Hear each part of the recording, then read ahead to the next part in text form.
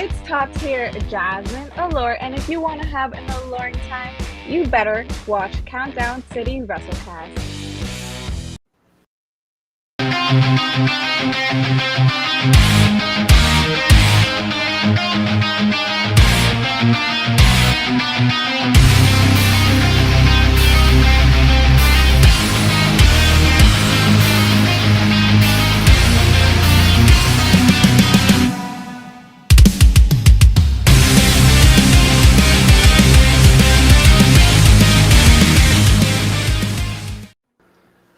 What is up, heels and baby faces? Welcome to the final episode of 2023 of the Countdown City WrestleCast. Oh, wow. I'm your host, JC. Joining me is that guy, Tommy.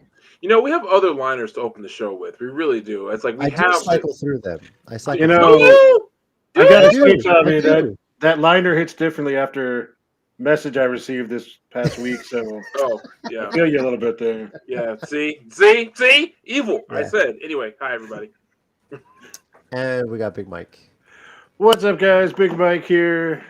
The train is pulled into Hogsmeade, and after 2023, there will be no more rhyming from me. Okay, all right, George Costanza, you go out on the high note. Nice job. Okay. Yeah, I want to know something funny. What's that? What's that? I just realized the Zoom I had open earlier, I never closed. Oh, great. So you're like picking your nose and stuff, or? No, I never have my camera on, but I have my Zoom open. I hope your mic wasn't on. No, that's how I knew. That's how I knew it wasn't. It was still up because like the mic. I was talking, and then just the thing said you're muted. I was like, no, I'm not. And I was like, oh my god, this.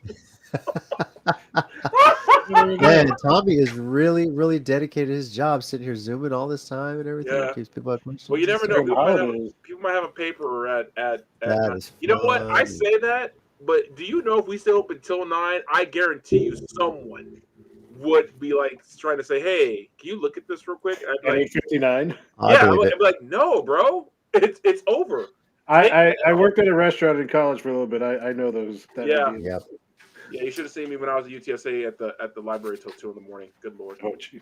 Hey, sometimes that was the best time to make sure you get all the books you needed to research. Believe me. You're not wrong. You're not wrong. It was as a history major, late at night at the library, that was like the best time to go because any book you needed was available. There's nobody else. Yeah, you're right. No, I wasn't complaining. It was dead. Also, apparently, if you're in the San Marcos, Austin area, there's a bar called the library. So when you tell your parents you're at the library at 2 a.m., apparently it's not a lie, just a technicality. I have to ask my wife to confirm. I don't know if she'll make an appearance. She did make an appearance on the Sports Monitors podcast this week because her Bobcats did win their first ever bowl game. Yeah. And for those that aren't aware, as much of Texas State is a party school, by the third quarter, they completely ran out of beer in the stadium. I'm not kidding. SMU did not prepare for Texas State and Rice to show up, and the Bobcat fans and alum drank that stadium completely out of all. Don't worry, I'm sure they snuck a bunch in a sports stadium. So thankfully they stayed around because when my wife told me the news, it was tweeted. I was like, oh man, all the Bobcat fans are going to leave because what else are they there for? So, right. But yeah. Well, today we are going to talk a bit about our experience at AEW Collision in San Antonio Holiday Bash. We'll discuss Worlds End, which is coming up this Saturday. And then present, of course, our 2023 Countdown City WrestleCast Year End Awards. See what other kind of zany ones we come up with. It is, like I said at the top, our last show of the year. What a year it's been. Crazy one. I'd say the show has grown quite a bit this year. It's pretty amazing stuff. So, before we get started, any bit of wrestling news to discuss?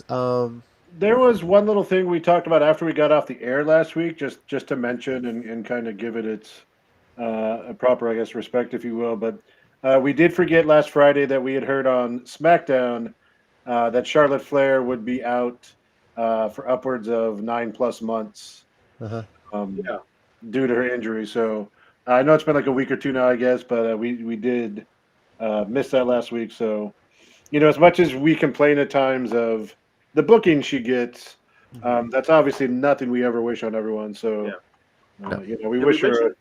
Did we mention Kenny Omega too? You know, I don't remember if we did either. I know I said it real quick. I don't remember. We said it kind of at the very, very end. Get well, Kenny Yeah. Omega, if I'm not mistaken. That's right. So, yeah. So yeah, but yeah, he's what does he have?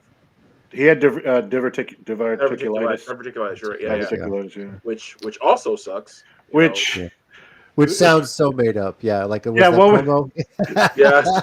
what did he say? He's like, yeah, it's like that's not a real thing. It's like what? That's what he said. Said that's not a real thing. It's like, he said it sounds made up. My uncle had gingivitis. That's what it was. That's what it was. Gingivitis. Like, yes. Oh my god, I loved it. It's hilarious. Well, Jason, we'll get to that in a minute, but you can work a double shift.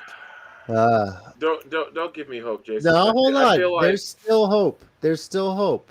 It never said whoever's competing can't also compete in a tag match. Right, that's saying. So that's why I feel like that's false hope. I feel like whoever's booking the show did that specifically. Yeah. Also, Jason, I'm pretty sure if she saw you, she'd get mad because you misspelled her name. But yeah, she does that. No, he spelled it right. Yeah. I don't care. So So. Well, I know you don't care. That's two different things. Anyway, this is the Kenny Omega, the Charlotte Flair one, and yes, I think there's some people that are throwing, 9 months. What is she pregnant? If she's pregnant, she's selling it because she was in crutches going to see her husband in a match. Andrade, I think it was in Mexico or something like that. So it's whatever. But yeah, it's pretty torn up injury. It just sucks. So yeah. It definitely opens the door especially for the Rumble and anything else that's going to happen this year on the WWE side of things. So we shall see. Yeah. Yep. That'll work. Yeah. Sorry, my wife's trying to hold the door closed so that the kids can go to sleep. Very funny. Jason, I appreciate it. Thank you, sir. Yeah. So, Tommy, he's smiling. He looks pretty good. So I think he's happy. So Well, let's talk. I mean, after the cameo that she apparently sent to Mike, I mean, Tommy, you watched it. Do you feel better after that? I mean, yes, because it's just proof she's evil.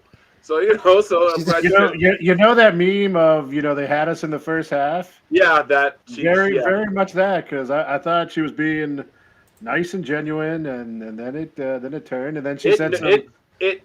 To quote another movie, I just thought, wow, that went south so fast. Yeah. She said some things that may or may not be truthful, but you don't gotta say them. Yeah. Mike, whenever you're ready to share that, you're more than welcome to. If you want to share it, then it's up to you. So. Y'all go ahead. Give me. Okay. I don't realize you're shorter now. Oh, okay, cool. All right. That's kind of where it sticks right now. Obviously, the Continental Classic, we'll talk a bit more about that when we get into our Collision and World's End discussion as well. So that has been quite the journey. It's been a lot of fun to watch too as well. So, But let's, I guess, kind of jump into it. AEW Collision Holiday Bash was in San Antonio this past Saturday. And for the first time, AEW was at the Frostbank Center. Of course, the previous couple times AEW had been in town, they had been at the Freeman Coliseum right next door. Seating capacity of about 10,000, less when you count the stage and everything else going on. Yep. But everyone was wondering, those pictures, like I said on the show, don't sit there and say this about is it filled, whatever. No, don't worry. That already happened because a friend of mine sent it to me asking me what does it look like. What did it look like this? So. Yeah, and it was great. For those, familiar with the arena, the upper deck was closed off as expected. Yeah. The fans, though, were crazy loud. And I got to say, seeing both stages in person, I like Collision stage setup so much more than Dynamite's. It is really, really well done. So, so well put together. Fans were great. Now, obviously, from where we were kind of, if you were watching on TV on the hard cam, we were to the right, 2 rows off the floor. On basically on a hard cam side, so we wouldn't be able to see us obviously from the hard cam spot of it. And then again, the way they had the hard cam angled at least at the beginning part of the show, like kind of down into the ring, you couldn't really see any fans, and it kind of sucks because if they had the standard hard cam view, because they had like 3 hard cams set up on that side, we could see it. They would have seen how crazy that crowd was because all the fans in the view of the hard cam, especially all the ones holding up the 2s. You didn't see that on TV because it was so well done in person. And I just caught I like watching the ring, but just from the way they have the jumbotron set up now in the Frostbank Center, I caught myself just kind of looking to see how it looks on TV, and it's just down into the ring. You don't see the fans. You don't see Bluey on TV, for crying out loud. Bluey Healer is probably now all elite at this point because that sign was everywhere. It was right there in the hard cam shot. So, other than that, the show was great. Matches were great. It didn't even feel like 2 hours. It really didn't because the way it was just on and off. I think out of the commercial breaks, I don't know how many they had on TV, but it only felt like 2 or 3. I don't know how many they had on TV either. Yeah, like a lot. so, but yeah. Funniest part of the night, though, I will say, is during the opening match when Claudio and Bryan Danielson are kicking the crap out of each other. 6 rows back, Mike and I just hear Tommy cracking up like, yep, Tommy made it. He's here for this match. We can just hear him laughing so hard. So, anyway. Actually, one of the fans behind me said something hilarious. So yeah, it wasn't also the first match because for the ROH tapings, right? I know you're going to get into it, but a couple of hybrid people got some matches on ROH. Yeah. And the first one that we saw with them was JP and Murder Hawk. Yes. Tommy's best friend, and apparently Tommy got there just in time to see him. I don't know how, no matter what I do, I can be late to any show that he's on, but I'm always just in time for him to walk out. Yeah. How? I'm kind of disappointed he didn't know how close you were. I mean, oh, gee, that's such a terrible thing that he couldn't find me immediately. Wow, so sad. Yeah. That was fun. Yeah, we saw that because they taped some matches pre-collision for ROH and then after, which, also these seems there's a lot they taped for there at the end. Almost another 2 hours on it. It felt like it was. Honestly, like they opened doors at 5. They didn't start taping matches until 6. Like I feel like as people were trickling in, and there was a pretty decent crowd at 5:30. You could have started at 5:30 and got a couple more in. That's what unfortunate. Like when you're talking about the crowd, by the time those late ROH tapings came, and there were matches they were calling the main event that they kind of tried to end with a couple of bigger people. That crowd had a lot of it had left, unfortunately. Yeah, because it was close to 11. It was late. But you're right. If they would have had some of those bigger matches right before they went on Collision and right after, that crowd was pretty big there. I mean, you talk about how into it they were. They started the night with an ROH taping of Griff Garrison and Serpentico, and the crowd was getting into it right off the bat. And I don't mean that to be disrespectful to those two guys, but with all the names you're planning to see tonight, that's not necessarily the big name match you were thinking, but people got into it right off the bat. So I was like, all right. And it was definitely a good sign, yeah. So, Sean Ross Sapp was saying good things about the Collision crowd, so yeah. There was. Let's see. So Harlow versus Murder Hawk. Then you had Joey Hyder against Tony Nese. Yeah. And I'm trying to remember if there was anything else before they went to Collision after that. I feel like there was one more. Yeah. But it wasn't with. Was it Dalton Castle versus somebody? Oh, it was Dalton Castle. Yeah. I forget who he wrestled, but yeah, it was hold on. something along the main storyline as well. Yeah. So, but yeah. Actually, give me a second to. There you go. Take your pictures, Mike. Yeah. I was just gonna say, I took a bunch of pictures. Give me a moment. Yeah, it was Peter Avalon. You're right. There we go. Yeah. So. We did see Maya World after a Collision. She was a part of ROH.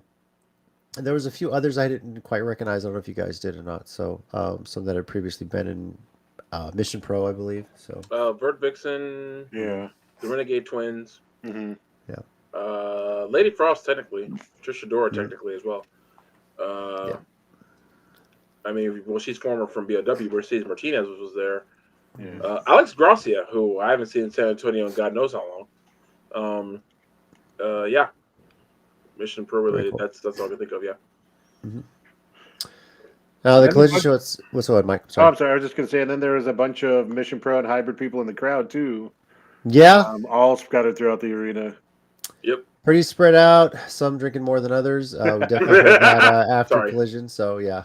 So, but the Collision event itself, I mean, it started and it opened with Claudio versus Bryan Danielson. Yeah. I called it. It had to go to a draw. It just had to. So just laugh. That's how the night started. and nobody was mad at it either. No, so. no. I mean, wow, what a match. So that was. Any other highlights of the night you guys want to call out? I mean, Andrade and Kingston was way better than I thought it was going to be by like leaps and bounds. I was looking forward to it, but it exceeded all my expectations. I was like, okay, damn.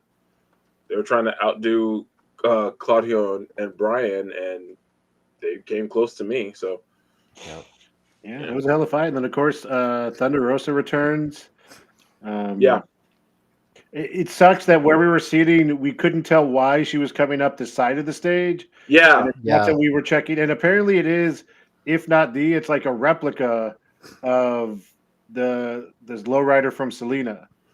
Mm-hmm. Like, I don't know if it's the that's one they cool. used in the movie or it's like a replica of it, but it's the same design as the lowrider from Selena, they were saying. The one that the bumper came off? So yeah. Mm-hmm. And then, an interesting story for Daniel Garcia getting his only win of the Continental Classic versus Brody King, and Brody King brutalized him for a good portion of that match. Yeah. The funny part is there was a fan at ringside during the commercial. Ring announcer was asking, like, you just want to see Daniel Garcia win. Are you going to dance if he wins and stuff? And the people there in the front row, like hard cam side or in the view of the hard cam, were just like all excited for Daniel Garcia to win, and he didn't dance at all, unfortunately. So, but yeah. So. In his defense, he was too beat up at that point. Yeah, so. I was going to say. Oh, and then it was confirmed. I found earlier that Holiday was ringside at least for the Rosa's match. They had a ringside, and apparently, if you watch it, I haven't gone back and watched the full thing, but if you watch the Collision taping, from TNT or whatever, when Thunder Rosa's finally in and goes to do a move in the corner and hits it, then you hear, "Give her another one." And people were like, "Oh, you can hear it. It's Holiday." And I was like, "Oh, that's cool." So, yeah. Well, more Holiday is always a good thing. I don't care what anyone says. So, very cool to see Thunder Rosa back. It was, it's like she never left, honestly, and the fans were definitely crazy. So, a lot of compliments on social media too about how great the crowd was, and obviously I haven't seen the TV broadcast, but you just had to be there just to see how insane it got. So. For sure. So, and Tommy, I don't want to speak for you and your wife, but me and JC scissored. It was a very fun experience. Daddy ass was there the whole thing. Hold that thought. I'll be right back. The Acclaim picking up a nice win. Yep. So, and you made the comment while we were there. Like, I didn't know how he was going to try and rhyme Wimbenyama. Yeah, but he did it. So he got it into his little intro rap. Oh my god, it was very well done. I've recorded the video. I've listened to it a couple times, just figuring out how in the hell did he pull that off. But it somehow he managed to get Wimbenyama into a rhyme pre-match, which was great. Yeah. So yeah, it was pretty awesome. I think we might have broken Tommy. Yeah, glad you brought that up because. What my wife didn't tell me was first she got me this. Oh, nice! And then I opened one of my Christmas gifts from her, and it's this. Yes, hell yes. To which I immediately could not show my parents. That is why your wife is amazing, among many other reasons, but. That is awesome. That is great. So you have to wear that to the next show you go to. Next AEW show. God. Wear it to hybrid. Wear it for the next month. My wife. This is Christmas for my wife. So wear it to RCW. Oh my god. BOW. I'm not wearing it to BOW. I guess. I can say that right now. Oh my gosh. If you're ever ring announcing, definitely have to wear that shirt. That'd be great. No, I'm not kidding. Yeah. Just walking into the ring and everybody doing this to you the whole time. So yeah. Sadly, that'll probably catch on too. Solid show. Tony Khan is crazy as always when he's talking to the crowd. I always feel like his voice is about to crack, but I just love enthusiasm. So yeah.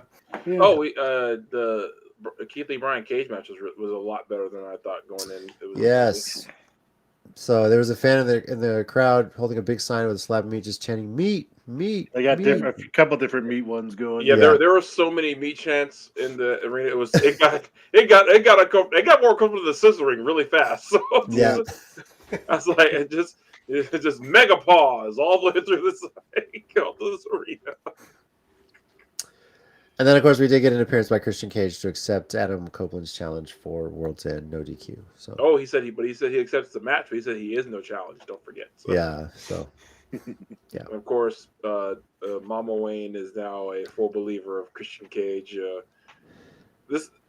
He's such a evil guy that this is actually believable.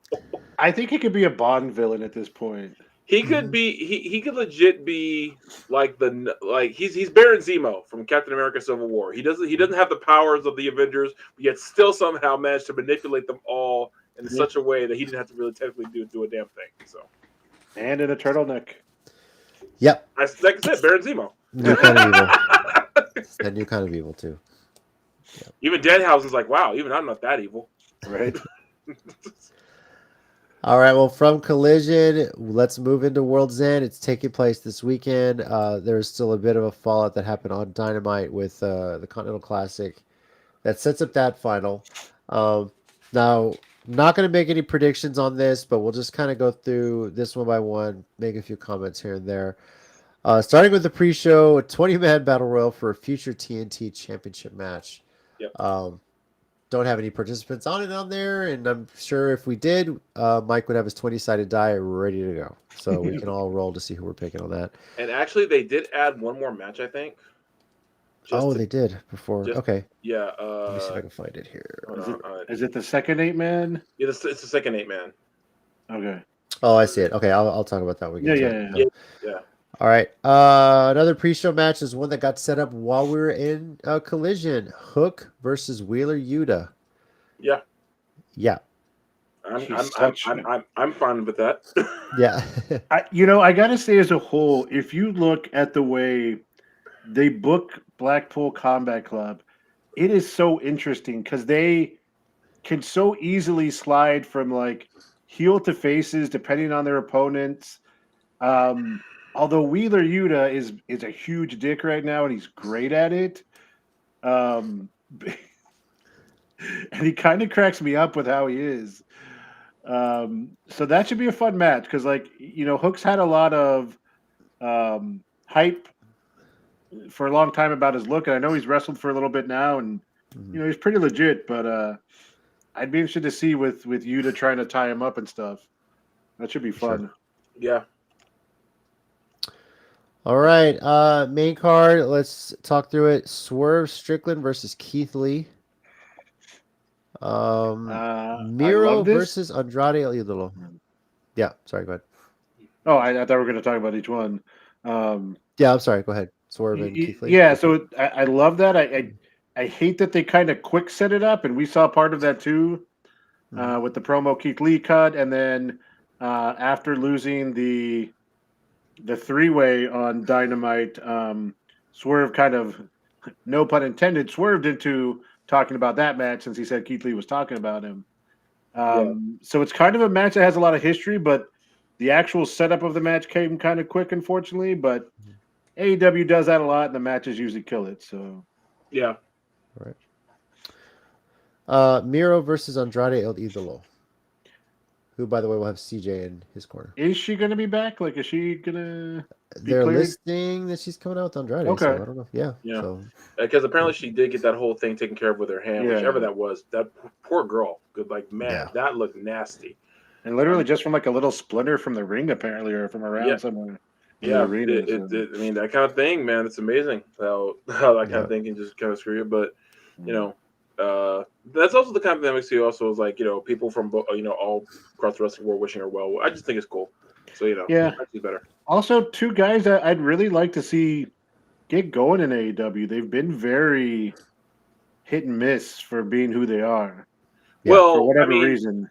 I'm sure one reason that Miro didn't jump Andrade sooner was because the whole rules of the classic was no outside interference was allowed. That was the Oh yeah, no. I know. I don't necessarily mean story. Well, I guess I do mean story wise, but I mean literally just something that both of them can really get some momentum with in the in AEW. Like they're both great wrestlers. They're pretty good big stars, and it just kind of keep coming in and out without getting any momentum Well, on TV. So well, that's the part of the thing I was saying the other day about the classic was everyone came out of it looking a lot better. Yeah. So win, lose or draw. So I just Everyone got some points out of the deal. Just got a good look at it. Yeah. So, yeah. A couple of 8-man tags. The first one, Ricky Starks, Big Bill, the Don Callis family against Chris Jericho, Sammy Guevara, Sting, and Darby Allin. Someone said, I read a comment that said Don Callis is so evil they made Sammy Guevara a sympathetic baby face. That is not easy to do. I mean, I couldn't stop laughing when I read that. And obviously this was kind of thrown together because of Omega's injury and him and Jericho not being able to do the tag title match, but we're not going to boo on seeing Sting and Darby back. So Yep. And I thought Darby wasn't going to be back for a while because of his getting ready for climbing Everest, but maybe this is part of his cardio work or something. He's straightforward. He's like, Sting, just in case I fall off the mountain, just show me what you do. Just He's like, I'm going to climb to the second story of this building for the match, and then jump off. You know what's sad? We say that as a joke, but dear God, Darby, I hope you don't watch this show. He's like, hey, that's a good idea. No, Darby, no. I don't think we need to give him ideas of anybody, but he comes up with the craziest shit. I feel like he watches some of these shows and is like, that's actually not a bad idea. So. The other 8-man tag just announced: Claudio Castagnoli, Bryan Danielson, Mark Briscoe, and Daniel Garcia versus Brody King, Jay White, Jay Lethal, and Roosh. Yeah, I like this. Basically, the non-winners of the Continental Classic. It's pretty cool. Most of them, not all of them. Yeah. I did know something. This is what Pro Wrestling Guerrilla does during the Battle of Los Angeles tournament. Whenever whoever's not in the finals or semifinals, they put them in a tag match. Yeah, and I think that makes sense. I was like, this is Excalibur booking it. Sorry. Well, I was going to say, obviously, there's a lot. The Continental Classic itself, obviously, with huge influence from the G1 and a lot of those tournaments that there, and then with Excalibur there, I think that makes sense. And it's a good way to get the rest of it on the card. Yeah, I was like, actually, no, I should say that. Wait, I think the G1 does that too on the final day. Never mind, I'm wrong.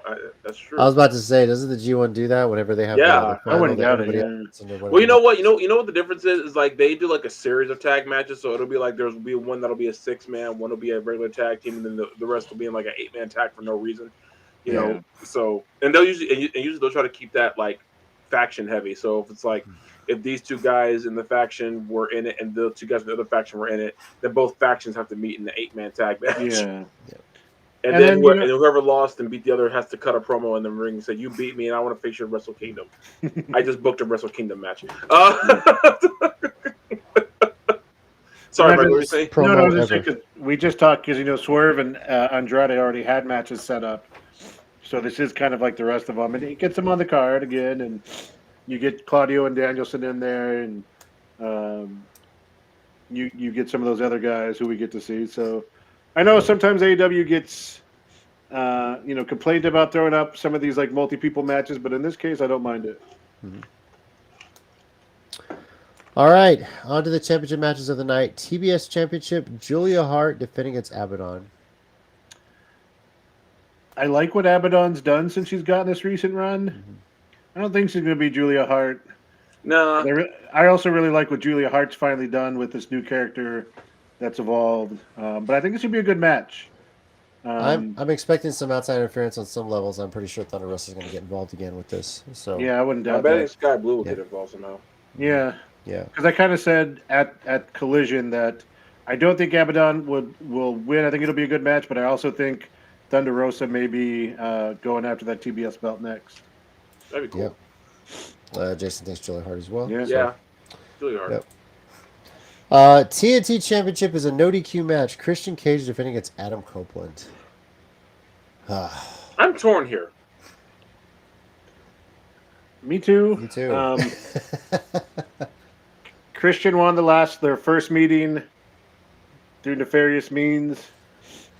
I feel like Adam. I feel like another Adam gets the win back, but I don't know. He has so many people. Christian has so many people on his side right now. Yeah, but I mean, at least for Adam's alter ego, the no DQ match was kind of his thing, you know. Yeah. So, but yeah. And honestly, if Adam! Mama Wayne shows up, I kind of hope that gets Beth Phoenix to show up on his side. Oh my god, that'd be great. That'd be So, fantastic. Of course. yeah. I'm Also, down is for she Beth allowed to be Beth Phoenix outside of WWE? Does she have to be? I like thought so. Mrs. Copeland? Does she own the trademark? I'm not I sure. thought she I did, have but no I could be idea. wrong. So, I don't know what her real name is, but they're just like, oh, it's Mama Copeland. No, that sounds like his mom. But yeah. The Continental Classic final for the ROH World Championship, the New Japan Strong Openweight Championship, and the AEW Continental Championships. Eddie Kingston versus Jon Moxley. Now, one of the things I really enjoyed about this tournament was it's not just the winner of each group goes on. They have to basically get to a semifinals, whether it's the top 2 or 3, if there's a point tie, whatever. And that was a really cool feature about it. I really enjoyed that. Kingston beating Bryan Danielson in the one semi, and then Moxley, of course, getting the victory in the 3-way. I think that's a really cool addition to it. Nice little feature, a bit out of it. And this is a match I never really realized could have happened when this thing was announced. Like, this is positive. Everyone's like talking about big names, but we forget 2 of these championships Kingston holds. He's having to defend these the whole way through. So, so this one really has me torn on who's going to claim this one. well, it's not like he was really defending them all the way through, because in a sense he gave them up for the tournament. Because if he wouldn't have made it, then obviously he wouldn't be the champions anymore. But essentially, yeah. So Yeah. I do find this interesting because it feels like it is set up for Eddie, because he's kind of been the underdog and come from behind. He beats Claudio again in the middle of the tournament. He beats Bryan Danielson for the first time. And then if he does this, he pretty much completes the Blackpool Combat Club, trifecta. Trifecta, if you will. But I could also completely see Moxley getting the win, Eddie getting another thing that he just comes up a little bit short of. He kind of has that story to him of not always winning the big one or kind of coming up short at times. So, yeah. Is it a bait and switch or is it a bait and deliver? Bait and bait? Bait and deliver. I can see Kingston winning this one, though. I think he's going to walk away with it too. I think I'm going to pick Kingston. Just because someone I was talking to, because I still think about this class. That's what I said the other day. I got to stay off YouTube comments in general. Is everyone complained about Swerve not winning, Jay White not winning, Roosh not winning, Andrade not winning? I'm like, Jesus Christ! Everyone or just some people? I mean, not everyone. Some people, but some people are always going to complain. I know, but it's the level of complaining that drives me crazy because, Jason's right. I completely forgot about that. Oh my God, that's true. Something we'll talk about next week. Yeah. Hey, dude, you don't want to see Moxley come out from the tunnel with 4 titles? I mean, I do. It's I forgot that was going to happen. Yeah. It wouldn't be bad. It's not like it couldn't happen, So yeah. But what I was saying is like, I feel like the one thing fans miss is that they want everyone on top at the same time, and that doesn't make sense. Mm-hmm. It's like, because what I told a friend of mine who was complaining, who I legit had to not go off on because it was really getting on my nerves, was just like, okay, Eddie Kingston's probably in his last few years of pro wrestling. I mean, honestly, he was gonna retire before all this with AEW happened. I remember him saying that specifically, and that's one reason. Like when even he was a heavy metal, like I think that was like one of his kind of like farewell tour stops, and then AEW came along. Next thing you know, everyone's got his shirts. He's all over TV, and good for him. So I feel like he's gonna win it this time, and I feel like maybe it's one of his last hurrahs. And I also feel like he's gonna win because he's gonna hold the belts like his heroes of Kawada and Misawa and hold 3 belts like the original Triple Crown used to be represented by the 3 title. So I feel like he's going to win it just for that aesthetic alone, if nothing else. And then after that, see how next year goes. It's going to be a killer match though. Yeah. Yeah, I think the coolest part about this is that this is a nice collaboration here with AEW and New Japan. Yeah. Granted, it's strong, but still, it's very cool to see, and that whoever wins is going to have a lot of traveling. It's almost like Yeah. it's a lot to defend, a lot of work. So maybe the strong belt, but hell, everyone still wants him to. New Japan still want him to have it. Interesting. I'd be down for that. Well, you better hope he doesn't challenge Toriano for that Triple Crown. He's going to lose it real quick. Yeah. Saying. Could happen. Well, if Eddie and Suzuki have a rematch, then that means Rio has to go so they can recreate that picture they took, because that's just one of the best pictures in all of pro wrestling. Because it looks like it's the crazy old grandpa, the insane uncle, but the young granddaughter / niece that they would die for in a heartbeat. Oh, does Maki Ito show up to cost Eddie the match? Maki Ito would show up to challenge Eddie after the match, and just it's a fair.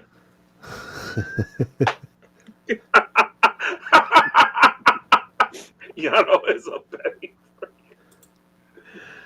Oh my god. All right. Now the World Championships, AEW Women's World Championship, Toni Storm versus Riho. By the way, the Toni Storm promo at Collision, fucking hilarious. I know it was backstage. I'm disappointed we didn't get to see her out in the ring, but as soon as she started her setup for the finish, you just saw Rachel Piquet get the hell out of the way. So that was awesome. Did you guys see on Dynamite when she was running to the ring for that brief 5-second interval she was running? They changed it to the black and white. I'm like, yes. I was like, the production team is having way too much fun with this gimmick, and they must be stopped. That being said, I'm going to go with Toni Storm. Yeah. I like Riho. I don't know if Jim Ross will be back to remind us that she's only 90 pounds, but he might make an appearance just for that match, just to make sure you guys. Well, I thought I heard he was. I don't. Did he come back for a show already? He came back for one, but then he hasn't made it.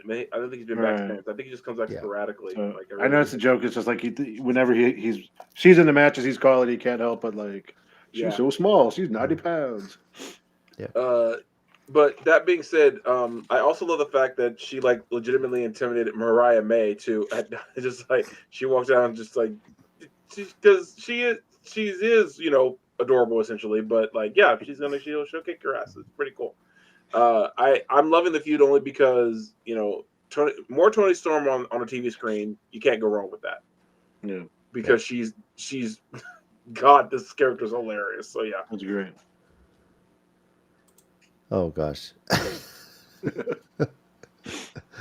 I know we want that, man. Toni Storm's going great. Okay, so yes, but I feel like she's like the epitome of a 20s Hollywood actress that she's depressed anyway. So yeah, I think it's already part of her character. Yeah, I feel like she's always depressed no matter what. I won, but I'm so tragic and lonely. Unless you bring up Desi Arnaz, in which case she's that was the best, dude.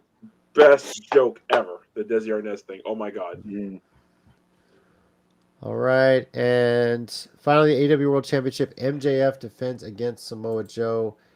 Now, basically, I don't know what they're called. The Devil's Tag Team is the new ROH Tag Team Championships. I guess so. It was Henchmen or Devil's Henchmen or Devil's something. It seems to set up that we finally get the reveal on who the Devil is with this match. I hope so. I think so. I don't think it's a story that needs to go any longer into the new year. Okay. And I'm gonna go ahead and call it here. I think Samoa Joe's gonna wind up with the belt. Yeah, actually, I was thinking the same thing. So who do you think the Devil is then? I still think it's gonna be Adam Cole. Okay. I heard some interesting theories of names, and two I heard was one was Kyle O'Reilly. Yeah. The other was legitimately Britt Baker. Huh. I think they're both involved as part of the henchman group.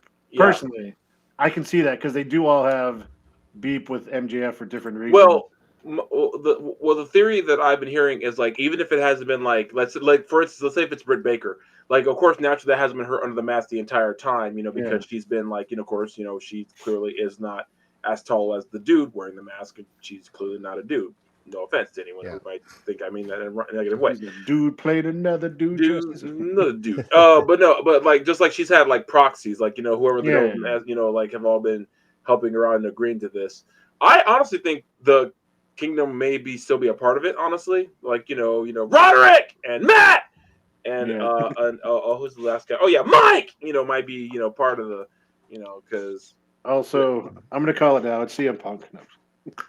Man, dude, the level of swerve that would have to be like no, seriously, like can you imagine if like I why I wanted to be there, just so like Triple H can like magically walk out and like shake hands with Tony Khan, like a total Vince and Eric Bischoff situation.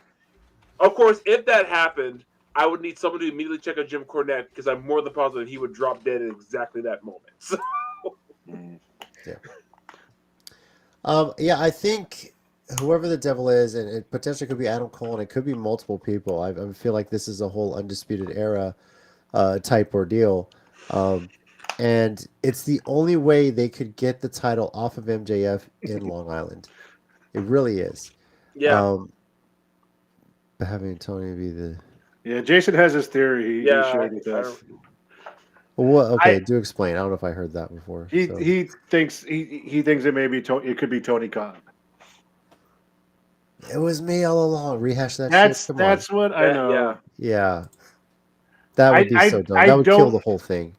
I don't think it's the kind of heat Tony Khan would get. I don't think is the good kind. No, if you tried this. That's the kind Billy Corgan was getting, and still kind of getting it NWA, and which is why they don't have a TV deal now. I'm trying to think are we talking like, if that was what he pulled off, are we talking like Vicky Guerrero heat, Dominic Mysterio heat, or were we at that level at that point? Vicky mixed with Vicky and Dominic heat, though, was kind of good, because at least the fans care enough to boo. Yeah. Okay. So I think this will be upset with. I mean, and he had brought up some good points. Like you can use the fact that he was still upset about him walking out in last year for that whole debacle where he was gone for a little while. 20, he keeps bringing up the 2024 free agency thing, bidding war, which whether that's still kayfabe or not, because a lot of people believe he actually already re-signed. Yeah. Storyline wise, I mean, there are some things that would make sense, but I think right now the way he's viewed in the wrestling community, given this past year, I don't think it would be good for him. Or yeah, for sure. All right, let's just call it. It's Scott D'Amore. This is a big TNA Impact, TNA Takeover. It's been their plan all along. They changed the name because, like, he's gonna at World's End. He's gonna get on the mic and say, "I guess you could say we made an impact, or should I say we've brought total non-stop action." I've got a better name that no one saw coming. It is Boom Boom Brandon. Oh my god! That would, I ain't not lying. That would be the great. We should clip this and send it to him and say, "So Brandon, put out a TikTok of him with the devil mask." And but no, so Brandon, got any plans this weekend? You going out of town, Brandon? You going anywhere? Okay, that would also be fantastic. Shocker. That would be, yeah. Magically this weekend, his daughter needs to like visit a college in Upper New York or whatever. Yeah, it's like you know why I'm doing this to you, MJF? Because I tried to book you at RCW like 8 years ago, and you wouldn't show up. So guess what, you son of a bitch? He showed up in what? Inspire Pro. Pro. Yeah, he was the Wrestle Circus. Champion. Yeah, Wrestle Circus too. Right. Yeah. So there you go. Story writes itself. You could go to Austin, but not San Antonio, huh? So too far south. So I brought San Antonio to you, and like the guys who won it's the Marvel. Treats. It's the Treats. It's Marvel and Don Juan. Wow. But look, but then like Marvel's like, that's why we were year one ROH, and now we're finally year. Oh God, how old are we? ROH. Oh, just to get Don Juan on a pay-per-view or AEW to do it the best. We the best. We the best. We're sitting. I gotta send this clip to Marvel and Don yeah, we Juan do. now. Yeah. Just for the hell of it, if you guys get this, just record a TikTok of it just to see what that would be like. Right? Yes. So. We the best. All right. Well, AEW Worlds End. How can you watch? Saturday. Let me get rid of this caption here. December 30th, 7 p.m. Central Time. Takes place at the Nassau Veterans Memorial What day is Coliseum, today, man? Uniondale, New York. It's the 28th, Thursday. Oh, okay. I know, teacher on vacation. You forget Yeah, what day no it is. kidding, man. I know. Yeah. The 0 hour begins at 6, and you can watch this on Bleacher Report for $50. If I'm not mistaken, the 0 hour will be available on AEW's YouTube channel. So check out their social media to watch that event. Yep. So, all right. Oh, we have a little message in the chat. Adam Cole's the safest bet. Yeah, I agree with that. And in terms of long-term booking, this would be good.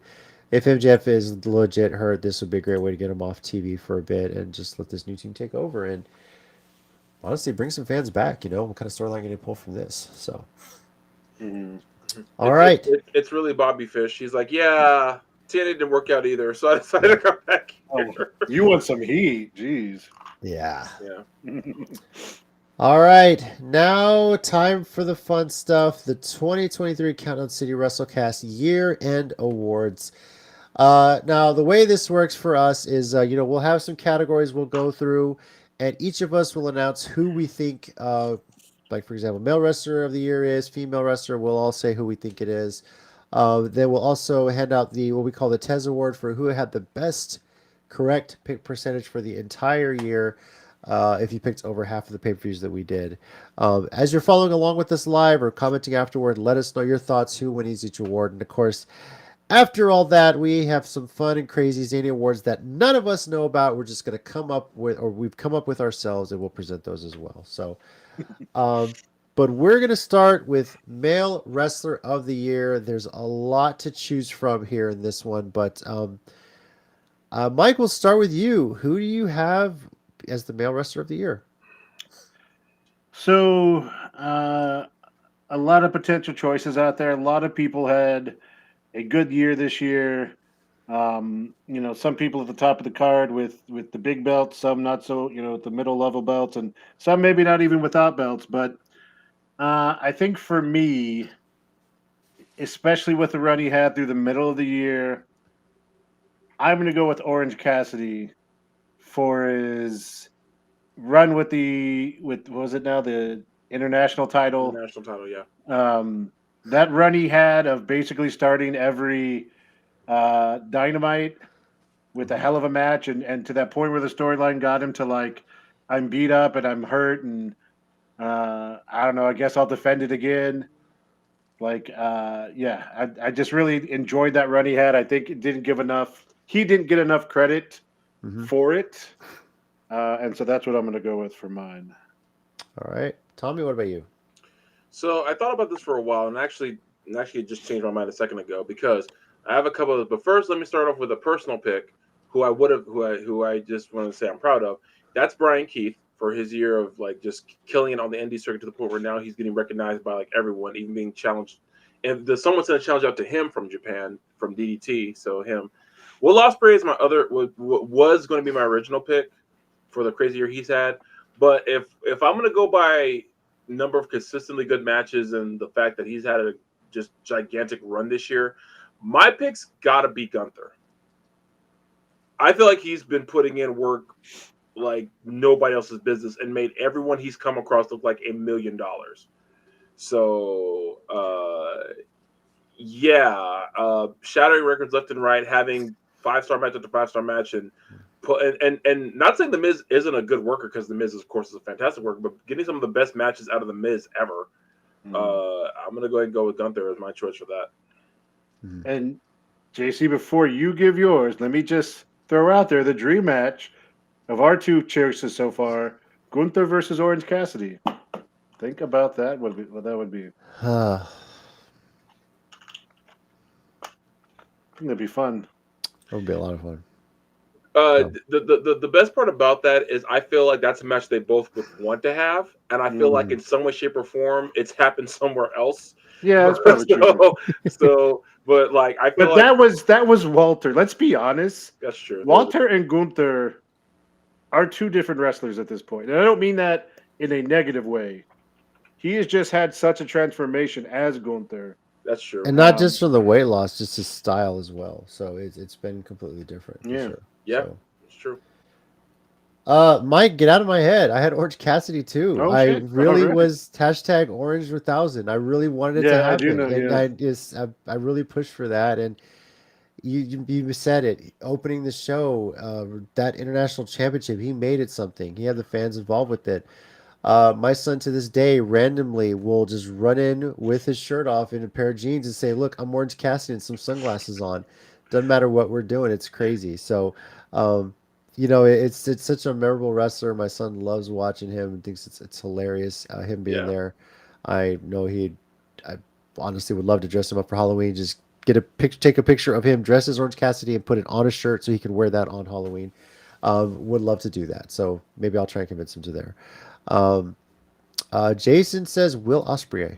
Yeah. So yeah. No, and look, I said he was my original pick, but I just I think Gunther just edged it out for me just because of like, okay, another reason why I picked Gunther was the fact that thanks to him, people finally realized, oh, Chad Gable's good. Yes, yes, you idiots. That's what we've been saying for years. You mean like WWE itself? Yes, that's what I'm talking when I say. Yeah, I mean like. Yeah. I get what you're saying, though. No, who do you think I was talking about when I said you idiots? So well, Now Triple H, of course, knew because, of course, American Alpha had that great run in NXT. So when I say you idiots, I mean everyone pre Triple H. So he's not infallible. No, but he at least gave Chad Gable a run to make him look like the beast he is. Although I can't lie, Chad is also, God, he's hilarious. So yeah. All right, female wrestler of the year, and we're gonna start with Tommy on this one.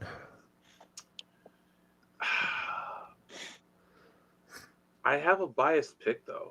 I have a very biased pick. Just say Jasmine. Go ahead. Yeah, just say Jasmine Allure. It's okay. It's fine. Okay, so let me tell you the names. It's not Jasmine Allure. Okay. And yeah, that's all the names that could.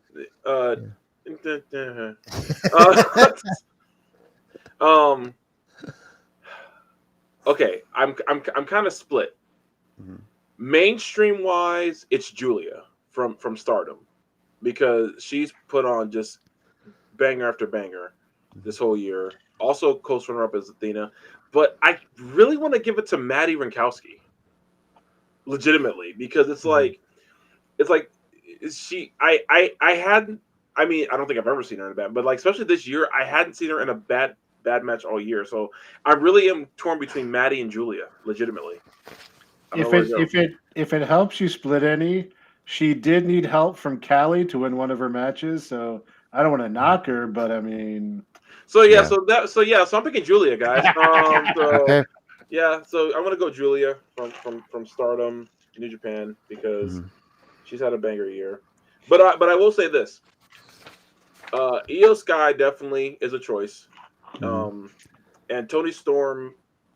I mean, come on, she's obviously a choice. So yeah, but I'll go Julia. But Maddie, Io, and Toni are also like solid contenders for that title for me. My female wrestler of the year, and this was a no-brainer for me, has to be Athena. She's held the ROH Women's Championship for over a year, made it something, has just dominated in that role. Made it in the final battle. Yeah, so it's just a no-brainer for me. Rhea Ripley up there is obviously, and quite frankly, I would love to see Rhea Ripley versus Athena just face off for once. Yeah, one day, maybe one day. But that it has to be Athena. She has taken that title to new heights. I believe she's only the 5th champion in the short history of that championship, but I think so. Really dominant about it, and she's just looking unbeatable. So, Mike, what about you? You know how some people said like Michael Jordan didn't win the MVP every year because like they knew he was the best and they wanted to give it to other people and he should have. Yeah. So that honorary, like they're the best, let me just go with the rest, is obviously my bias pick of Bailey. because honestly, just what she's done to help the people around her has been amazing. But I hope we don't pick everything exactly the same, because I was going to pick Athena as well. It's fine if we are. So For a lot of the exact same reasons, mhm. her run was ridiculous. I think Rhea was up there too. I think the thing that actually kind of hurt her is she became so popular that the wrestling took a back seat around the middle of the year, where she was more focused as just like her story part, the stuff with Dom, and they just literally didn't give her as many matches to have as the year wore on. Not her fault by any means. More the WWE booking and the way Judgment Day kind of took over Yeah. WWE shows in that latter half of the year. But and I think again the similar, I guess with Tommy's pick too, it's kind of sad that not as many people got to see Julia or Athena's run because they were not on your mainstream options. You had to get ROH. You had to, find Stardom stuff to see Julia and see Athena. And but yeah, I think they killed it, and I think Athena killed it this year personally. So Yeah. Sure. All right. Well, tag team of the year, and this one was tough because I went back and forth with Bougie Reality and who I'm giving this win to, and that is Better Than You, Baby. I know it was a bit short-lived with injuries, but MJF and Adam Cole is a match made in heaven of a tag team. Yeah. No, Or every promo, that's a solid choice. yeah, it's every promo they did, even overhyping the most basic move as a tag team finisher in every match was just fucking awesome. So that's just my tag team of the year, hands down. Yes. So, Yeah. Mike, what about you? I actually thought Tommy was going to go with this, and he might. I'm actually going to go with Bougie Reality because they started the year as champs. They never officially lost their belts. Mission Pro was literally trying to throw teams together to throw at them, and they were just so dominant. Like literally, Maddie had to get signed to NXT to make them vacate lose the belts. Yeah. So I'm going Bougie Reality in a landslide, like never defeated, right? Yeah. So, Tommy, what about you? Yeah, actually, that's exactly Bougie? what I was Yeah. doing.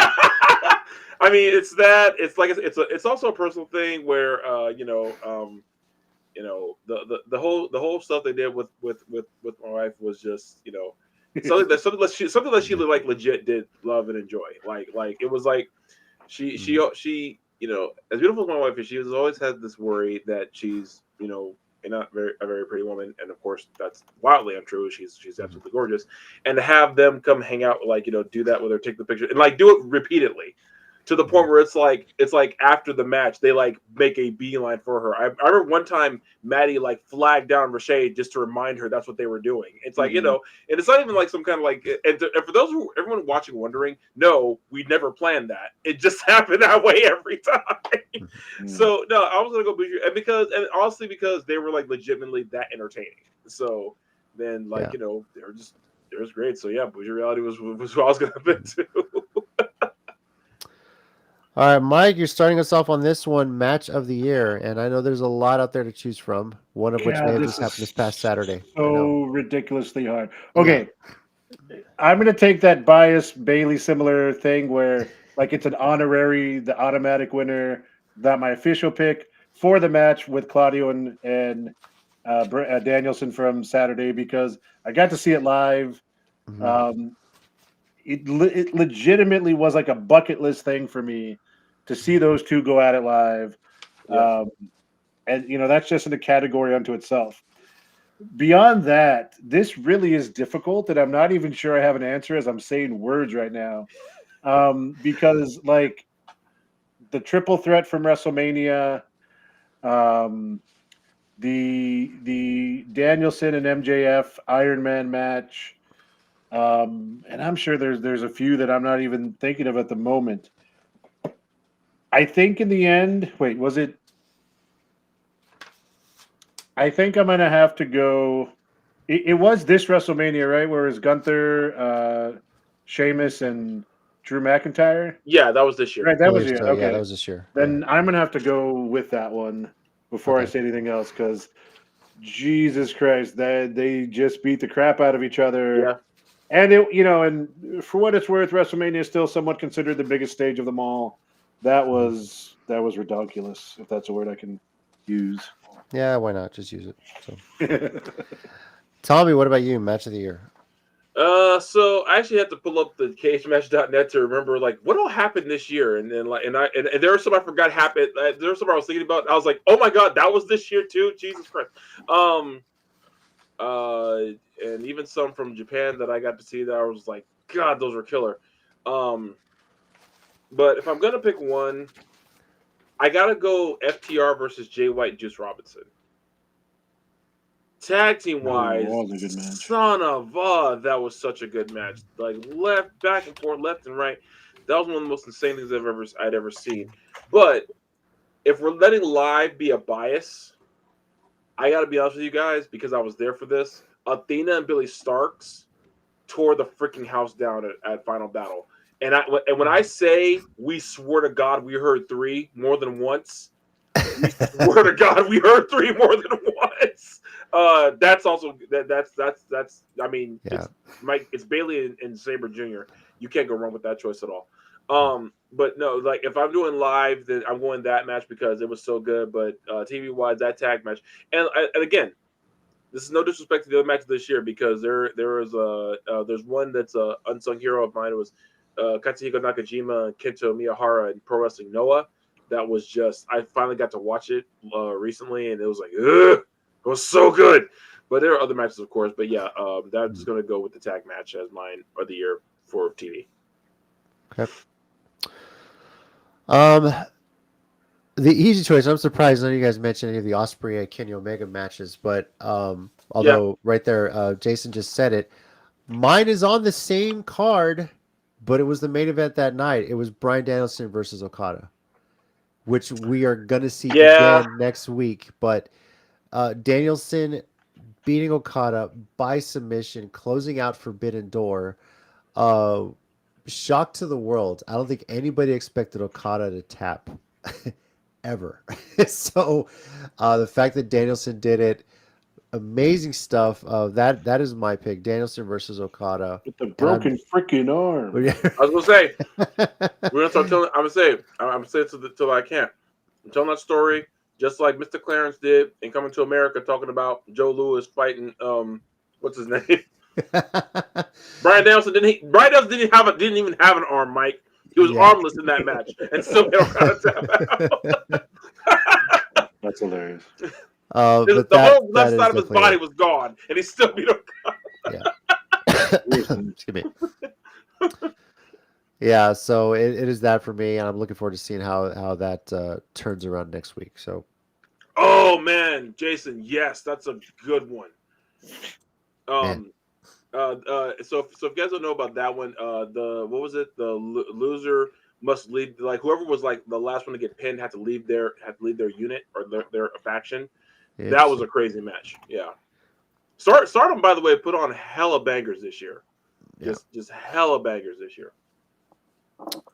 All right, pay-per-view of the year. Tommy, let's go with you. God, that's so hard to call.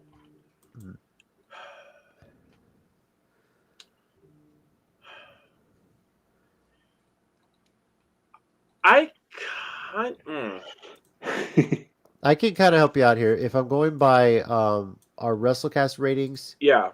And if we eliminate Wrestle Kingdom because you're the only one that rated that one, Tommy, because when we reviewed it, you're the only one. Yeah. Obviously, you gave that a 5. So tied for the highest rating was actually Forbidden Door and Wrestle Dream. And in a close second on the ratings was NPW True Colors and WWE's Money in the Bank. And then also Backlash. So.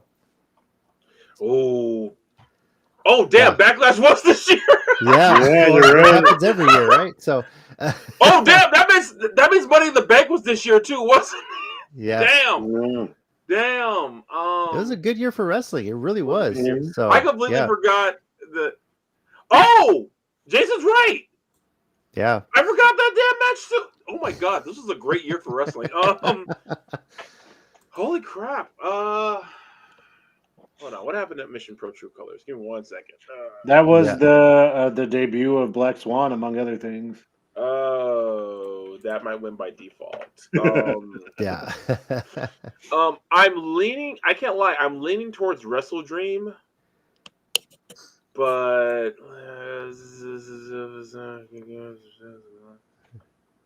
Would you like to come back to you, or Yeah, we can. no. No. You know what? I'll.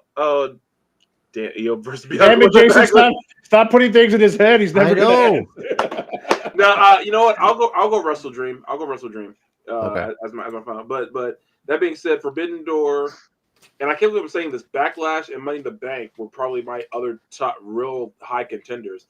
Like, it's very rare that I put WWE pay-per-views like as two of the best of the year, but and it was both their international ones because of the crowd, or their non U.S. because Yeah. the non-US mainland because ones. I can't lie anymore. Anytime Bad Bunny wrestles, my respect for the guy completely increases because the dude does not shy away from getting his ass kicked for the sake of pro wrestling. God bless him for it. But also at the same time, Carlito and Savio Vega came out for that show, and I'm like, come on, man, that was just like royalty in that ring for that match. And just to mention Bad Bunny real quick, JC, I don't know if you've looked at Instagram this past today, but when I made the story for the interview that came out, I used Chambea as the. I haven't seen song that of the yet, but I song. gotta check it out. That's actually my daughter's walk-up song. I know. Yeah. I asked Tommy for suggestion. He goes, Bad Bunny. I was like, oh. Yeah, I said you can't go wrong with him at this point. You really, it's virtually impossible. Yeah. Like his matches. Kind of, dude. He puts in work, dude. It gets me mad. It's like him and freaking what's his name? Pat Logan McAfee. Paul. There you go, him. Yeah. What'd you say? Pat McAfee. Well, actually, you know what? I wasn't sure if you were going to give. I said Logan Paul. Logan Paul credit though. So. No, I got to. He's actually I putting know. in work too. I agree. I got to give props and props are due. When people take pro wrestling seriously, when they don't have to, and they actually show how much it means to them, I got to give them their respect. Just to kind of let you guys know how good of a year of wrestling it was. Our lowest rated shows were 4s. 4 out of 5. Really and there was 2 shows that got that. SummerSlam and Crown Jewel. And I think I immediately know why both of those got those scores. Yeah, right. but still 4 out of 5. I mean, those are the lowest rates. I mean, we're talking about previous years we'd given like 3s or 2s because of the way things were going. So, my pay-per-view of the year though it was Backlash. I mean, that crowd made nothing wrong that with event. That at all. No, that crowd made that event, and they did. It really hyped up. It had people looking forward to every other international event, which was basically it was the summer of international pay-per-views. And they've started next year getting to some more. So yeah, so I'm disappointed that the Royal Rumble is not in Puerto Rico. They got as far as Tampa. You can a little bit further east and down, on the map, but eventually it's got to get there for sure. So east and down. Yeah, just further more in the Caribbean. You're eastbound this side of Florida. Now get to the other side and go a little further southeast. You'll get to Puerto Rico eventually. Well, the record all in was super good too. Oh yeah, amazing stuff. So, but Backlash had it all. A hype crowd, the drone camera shots. How has nobody not used that wherever they are? But I guess you can only do that in Puerto Rico. It was amazing. Yeah, I think some places you can't actually. That's why. Yeah, so it was just a memorable event. Like that's stuff just like plays over my head, and it's for sure. So, Mike, what about you? Pay-per-view of the year. I think we're finally gonna have 3 different answers. I think I'm gonna go with Forbidden Door. Okay. Works for me. I mean that final match was another one that I hadn't quite remembered, but definitely was up there. But that was quite a way to go off the air in a sense. Mm-hmm. Yeah. So yeah. All right. Now, promotion of the year. Obviously we're looking at the main ones. WWE, I guess we can do NXT as part of WWE or NXT its own thing. I don't know how you guys want to look at that.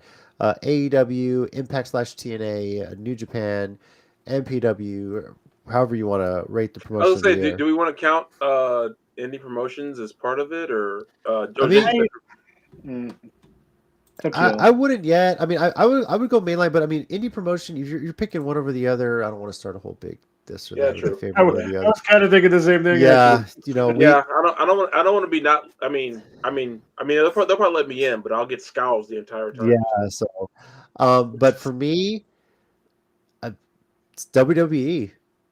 It really is. This was a strong year. And obviously there's a lot of changes creatively. And it really, really showed the storylines, the match quality, the pay-per-view quality, the amount of travel that they did, um, some of the returns that they've had. This really was a great year for WWE. For all these years, people have been saying, "Oh, AEW is up and coming. Impact is." And it's not to say those companies aren't doing great. WWE stepped up their game, and now everyone's got to follow suit. So I've got WWE as promotion of the year for sure. Mike, what about you? Yeah, I hate to agree with you. I don't hate to agree with you, but Yeah, I think I have to agree with you. yeah, Yeah, unfortunately, we've documented some of the issues AEW had this year with some things that kind of hurt them overall. TNA was solid as it always is. And if you want to look at NXT and ROH as their own thing, they had really good things going. But you're right, like WWE really stepped up, starting from the beginning with the Rumble, with Backlash. Um, yeah, like I not a big fan of everything they've done, but overall, like their big stuff was really good. So, Yep. like I got to agree. And Tommy, what about you? Funny part is, even though I didn't mention them once, mine actually was Impact/TNA as Okay, promotion of the year. And the reason why is because they just consistently stayed good, no matter what. So I was just like, it's them for me. It's just consistently good. all right. Now the Tez Award, awarded to the WrestleCast Drew, has the best correct pick percentage of all the match predictions we make throughout the year. And this one was pretty close, but the winner this year with 65.94% of their picks correct is Mike. Hey, Congratulations, Mike. Yeah. Second place this year was myself at 62.45%, and Tommy had 59.65%. So, great job, Mike. I think it's the Yeah, second time you've won thanks. this. I can't recall. I I feel like I did, but yeah, Yeah. This is number 2 for him. Yeah. Yeah, he won it 2021. But I know I won it last year. yeah. Mike winning it this year. So yeah, for sure. That's pretty cool. I feel like it went out on a limb on some this year, and then a few times it paid off. So You kind of still cool. hit, man. You pulled just some crazy ones. Like either like you really had so many events where you just had one incorrect pick, and it was just Yeah, stacking it's up. true. So yeah. So congrats, Mike. Now time for some various other crazy awards. I don't know if you guys want to go first, if you guys have a crazy one, or you want me to start this off. But basically, we're just gonna have a made-up name of an award and present it to who we think it is, and this can go all sorts of ways. So, I'm fine with you going first. So okay. Earworm of the Year award, because ever since this song happened, it's been playing in my head. It's Chambea by Bad Bunny. Thank you, Backlash. To be completely honest, I discovered Bad Bunny recently through my wife, through my daughter, of all people, listening to that music that's come up. But first time I ever heard Chambea was when he made his entrance against Damian Priest. My daughter immediately wanted that as her welcome song for softball. She's had it for the entire remainder of 2023. And my son had it too while he was finishing out baseball. But yeah, that song just plays in your head every time it comes on. You just can't help but enjoy it.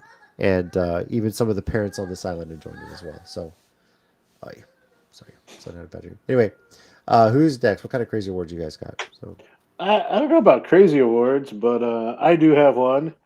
It's called Hooked Us from the First Entrance Award. And that goes to Black Swan. yeah. Because at True Colors, as we mentioned earlier, we'd heard about her. We didn't know much about her. The minute she came out, we were like, "Oh, we're in. This is cool as hell." That is legitimately how that happened. And also, I was debating on that, or did we just become best friends award? Because then when we interviewed her, that was some of the funnest, the most fun we've had talking with someone. Rivaled most recently with one of our recent interviews. But the minute you hit that entrance with the dancing and the black the music from the Black Swan musical, just like in all the way. And then, I mean, what she actually does in the ring is incredible. So, Yep. Yep. All right, Tommy, you got one?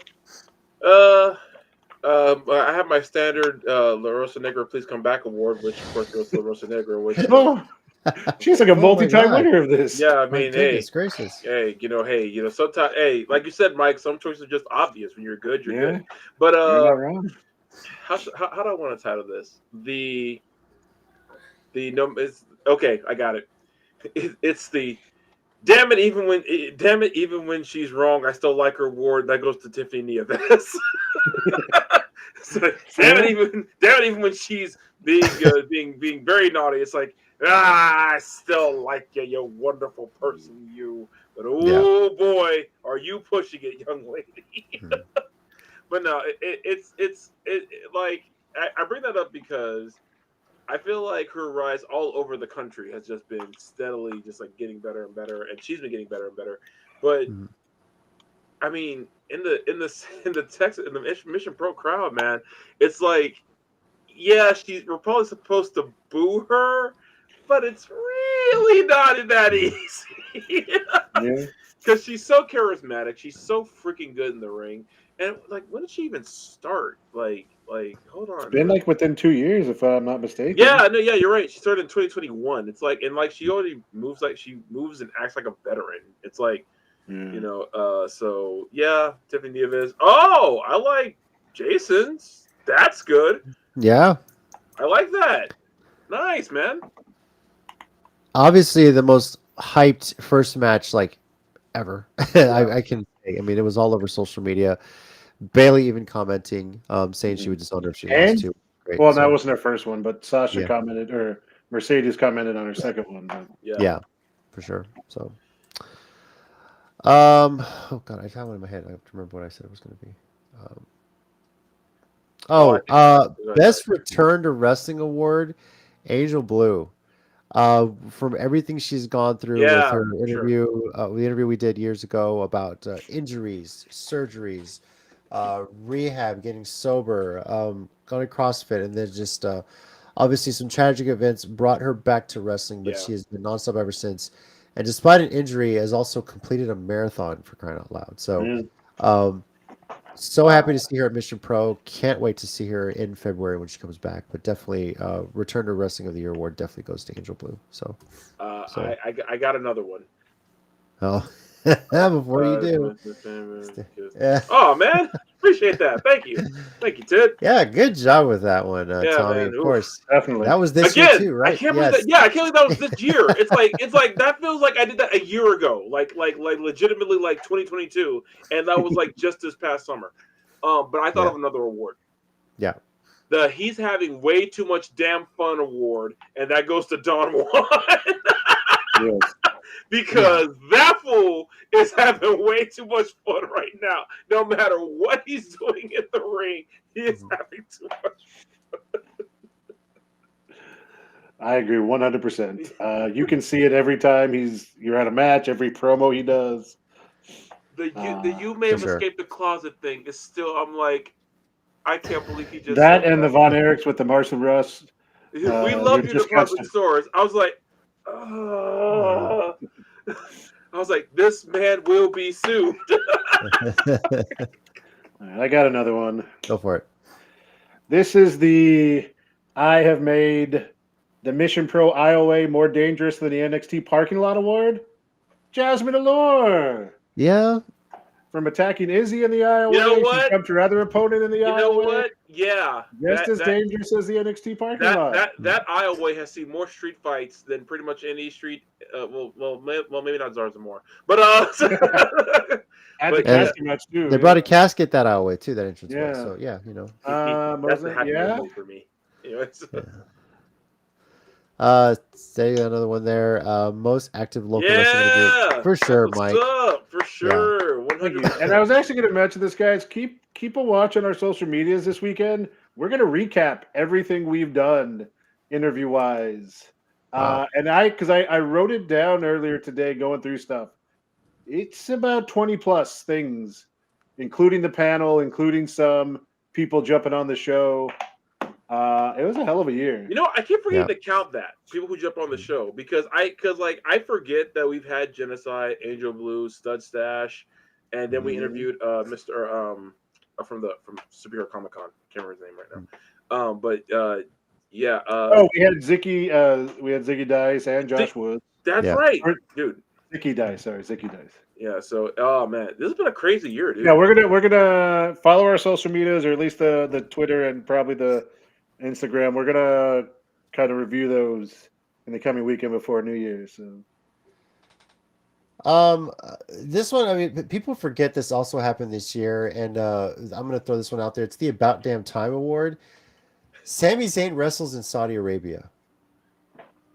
That first entrance, / Sami Zayn main event WrestleMania too. Yeah, that too. But I mean, just that first entrance he made in Saudi Arabia with Kevin Owens, the ovation he got. I mean, obviously, because of his Syrian descent, it was something that couldn't happen. But obviously, things have worked out for the time being there, and the ovation he got from the crowd, him doing their ring entrance or announcement in Arabic, even to the point that while he was making his entrance, Roman Reigns broke character and had to crack a smile, seeing Sammy take it all in. If you go back and watch that video, that one stands out to me for sure. But look, JC, it's like I said, Sami Zayn main event WrestleMania. Suddenly, everyone wants to talk peace. I'm just saying. I think Sami Zayn should main event WrestleMania next year. I'm just saying, let's just see what gets fixed. Oh, no. No, that's tough. They're all good. We're not going to do that. Because Black Swan would count twice.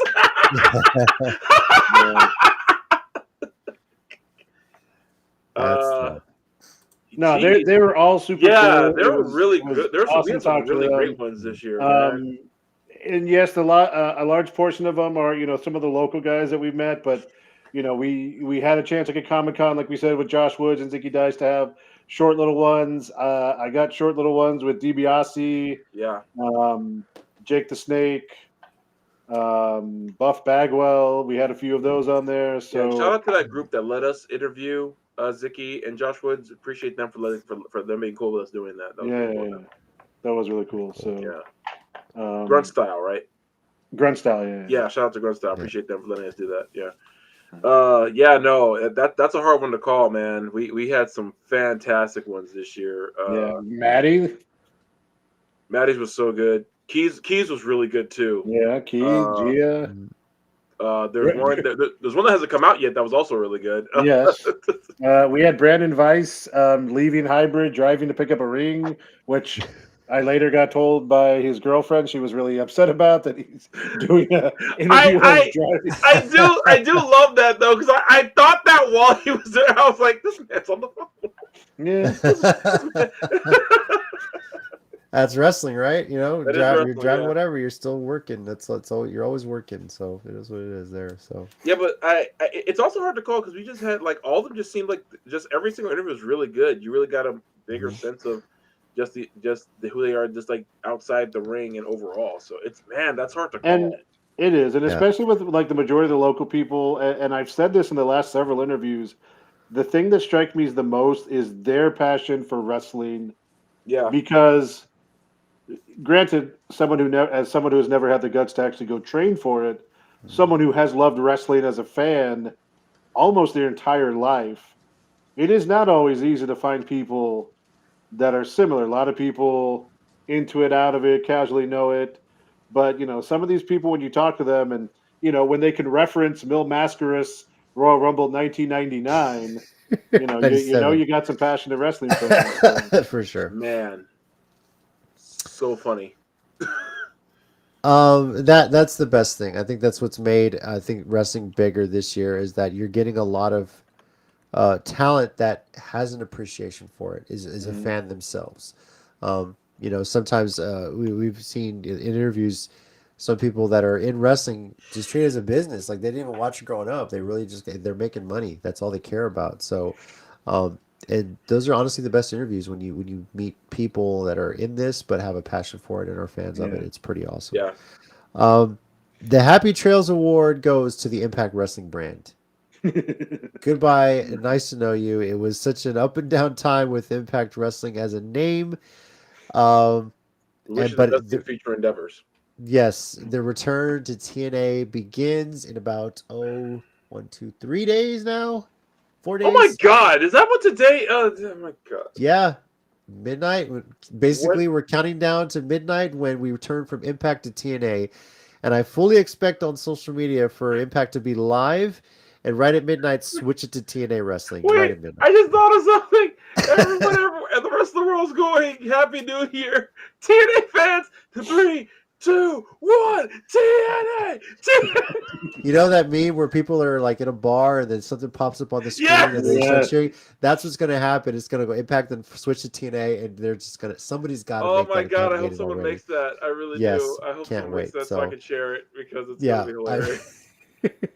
So, oh my gosh.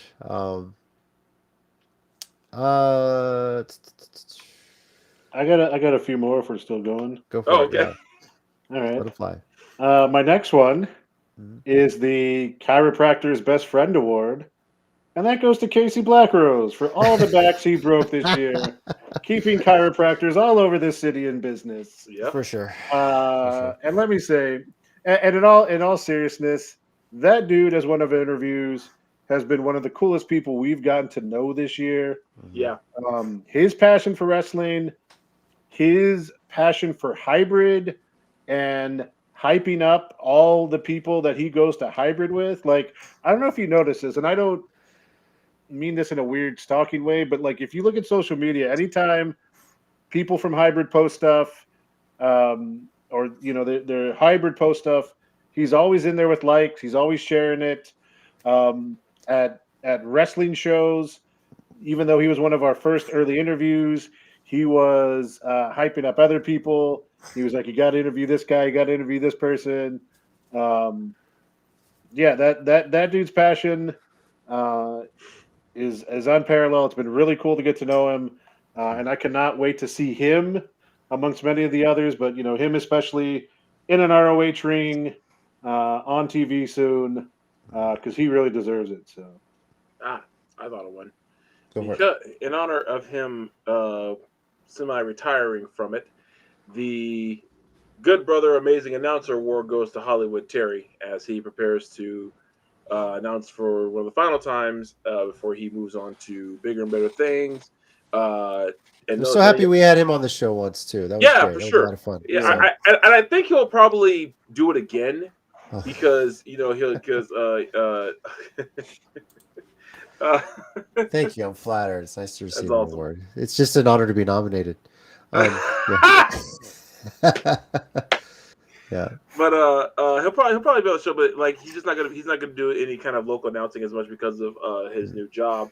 And so like I was gonna say, guys, don't be sad that he's moving on because he explained to me what the new job was and all the things it entails. I'm thrilled for him. He's gonna be doing great. It's gonna be awesome for him. I do have a couple more. Go for it. I'm sorry. And I know this one's going to be a tough one because this list, the winner could be pretty much everyone we've ever seen wrestle. But the threatening Tommy at a show award, this one's going to go to La Leona, Alejandra the Lion, for not threatening you during a match, but after the match when you were cheering on the main event and she was off to the side and then literally came up behind you and chased you at RCW. That was also the same night we told the story that Nastico was talking to the dude at the bar and told him that he looked like Johnny Sins. and the guy didn't know who Johnny Sins was, and then Nasico told me to explain it to him. Yeah, because that was that same RCW show. Yeah, because that's because of a dick like that. Anyway, but yeah, But that that's was fair. fun. Yeah. Mike, you said you had one more too? Do I have, no, I think that was the main one. Okay. Anybody else got any more? Yeah, I have the Tommy Award for loudest fan in the crowd, and that goes to my son. Because I swear he's got so much freaking energy out there, it's nuts. And who knew a few years ago when he was one or two, I might have been one, when he called out Richie RJ at Hybrid. They were just doing a show there, and the crowd got quiet at the wrong time, and it was just perfect, and he didn't back down. And I love it. It's great. Yeah. He's pretty ruthless, man. Yeah. Oh, I thought of one last one. It's the Don't Play With Me award. It is RJ. It is Richie Garcia because he keeps teasing he might make a comeback, and it's the Don't Play With Me award because either you do it or you don't, man. Because I'm taking this back and forth. So Jay's already taller than him, so yeah, my son's getting pretty tall. It's true. So yeah. Oh, you know what? I do have one more actually. Okay. And it was kind of mentioned earlier, but I'm going to slightly rename this to the "You Should Not Be This Good Already" award, and that definitely goes to Izzy Moreno. Because her match with Kylan King, yes, so freaking good, so freaking good. Her match with Tiffany Nieves on Ladies' Night Out over WrestleCade weekend or whatever that was. Another one that look again. We know she was preparing for this in different ways, but even then, you should not look that consistent in a ring. Like the Kylan King, I think she said was her 10th match, right? And she's 16. Yeah. That's insane. Like it really is. Steady, yes. The Tez Award went to Big Mike this year. 65.94% of his picks correct. So he was the winner this year. So first two-time award winner for sure. So, yep. I'm a winner. My final one that I'm going to hand out is the WrestleCast MVP award, and that goes to Mike and Tommy. You guys, as my life has moved more into the stuff. Yeah, fine. You guys have moved, as I've moved a bit more into softball coach, and so many things have taken away with youth sports, and so many things my kids get involved with, which I enjoy so much. This was a great year for the WrestleCast, and I have you guys to thank for it. Setting up interviews, getting out there, going to events, and getting my family back to wrestling too. As much as you guys talk so much about Mission Pro, we've been happy to get back there when they're in town. We have plans right now to make it to RCW because we're really, really interested in what is going to be happening. Gotten to the hybrid experience.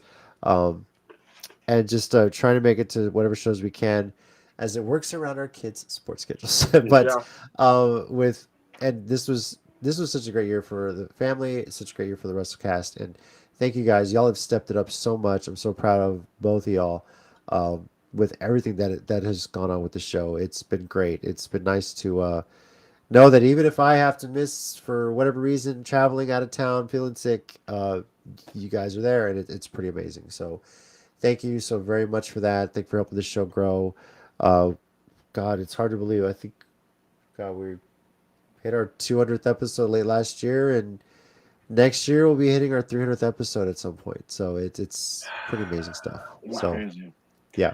And I will say, because I've talked about this a little bit throughout the year, this involvement with the local scene and the WrestleCast has been really therapeutic for me and helped me in a lot of ways. But I also want to give a big thanks to Tommy, because I'm not sure if I had spent so much time around him at some of these shows, if I would have come out of my shell as much as I did this past year. Yeah. Because you can't really help but not do that when you're around him. It's amazing how often I've heard that from random people. And it's true, though. And look, it goes back to that first Mission Pro show and the first time, I go to meet Jasmine in line, and you're like, you're going to spend money on her? You're going to give her money? You're going to waste it? And Zero regrets.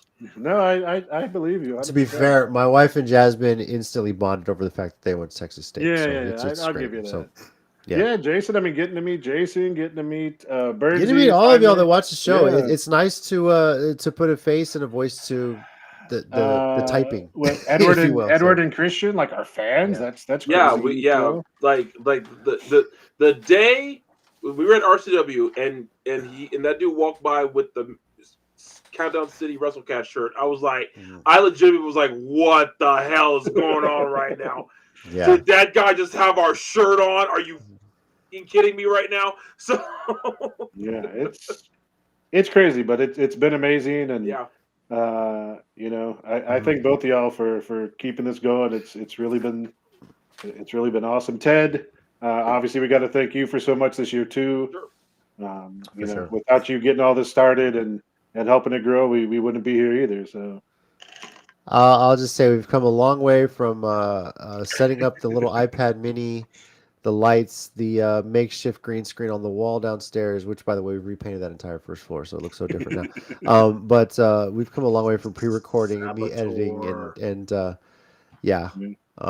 it's pretty amazing stuff. So, and I'm glad this is still around. I'm glad we're still involved in doing interviews and episodes. It's so much fun. Oh yeah. Yeah. So.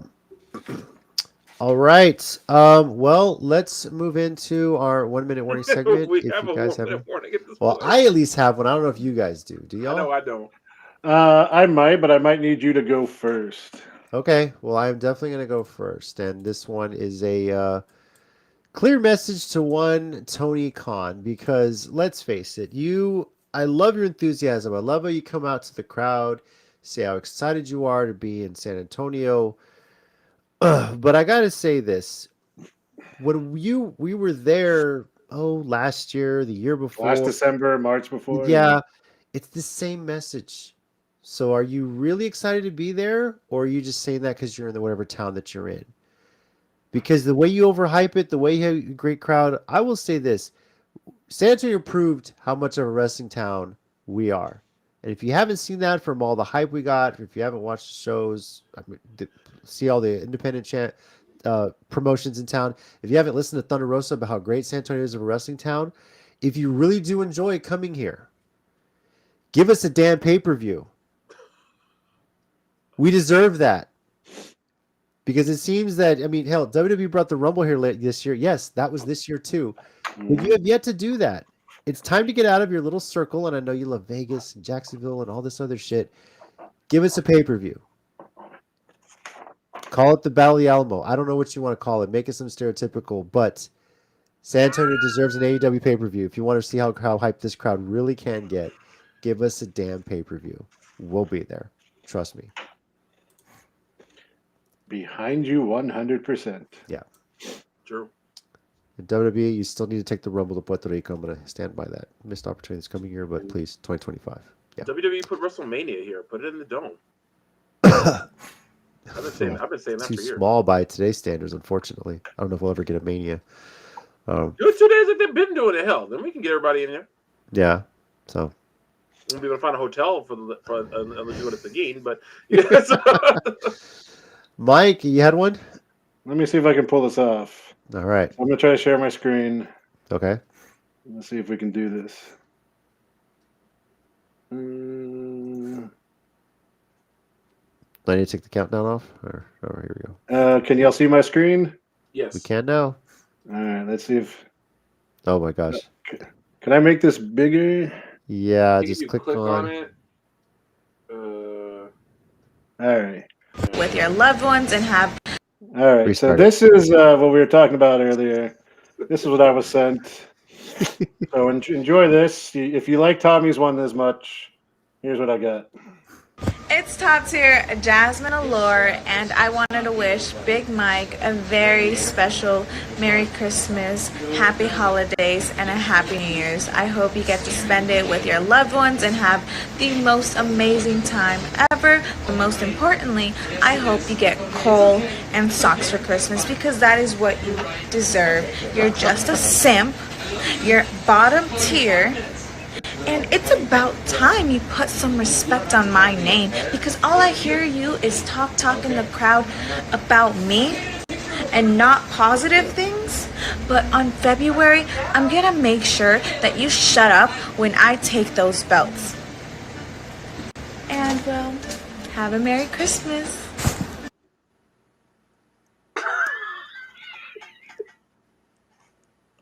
Mike, your response.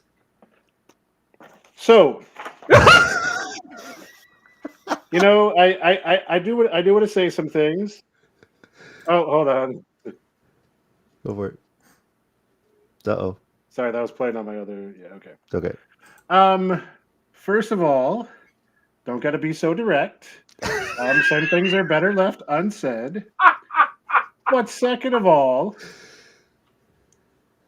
I was the first person to wear your white little avatar shirt from Pro Wrestling Tees at Mission Pro. Now I see like everyone with it. I bought 8x10s from you all the time. Tommy could attest. He was against you the whole time. Even when you turned on Mission Pro and cost them that the 6-person tag, I try to defend that. What was the line I had to draw? You attacked a kid who was trying to be nice to you and give you a friendship bracelet from behind, which again made the NPW aisleway one of the most dangerous places since the NXT parking lot. And at some point, you're great. You're very talented. But damn, have some morals about yourself, man. Like, you were a former Mission Pro champion. Didn't last too long. I think my 1-minute warning has lasted longer than that now. Also, how were your last 2 title matches? Oh, that's right. You lost to Holiday and you lost to Genocide. So, just throwing that out there. You're really good. Maybe if you weren't so rude all the time, you'd be a little more successful. Yeah, I guess that's all I got to say. But she did wish me a Merry Christmas in the end, so I guess we got that going for us. She did. That was nice of her. Very nice. Evil comes in many forms, Mike. Don't give her that. Anyway. Yeah. For the record, I'm picking her to win the Rumble Royale at RCW and be the new RCW Women's Champion. I can't. Look, there is a very good chance she comes out of the next couple of shows with multiple belts. I can't. All of Maddie's former belts. I can't deal with that. I cannot deal with that. I cannot. It's gonna happen. Speak that out. Don't. I can't deal with that. I cannot handle that happening. Jasmine, if you're still watching again, Angel Blue tag team partner, just dream team right there. You really want to win that, yeah. So I just hate all parts of my life. You don't. Yeah, you love it. So yeah.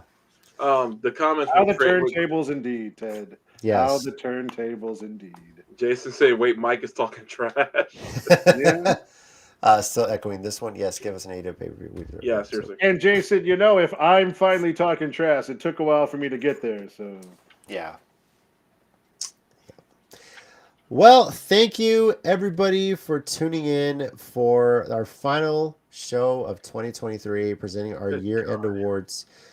Next week's show is going to be on Tuesday, January 2nd, our first show of 2024.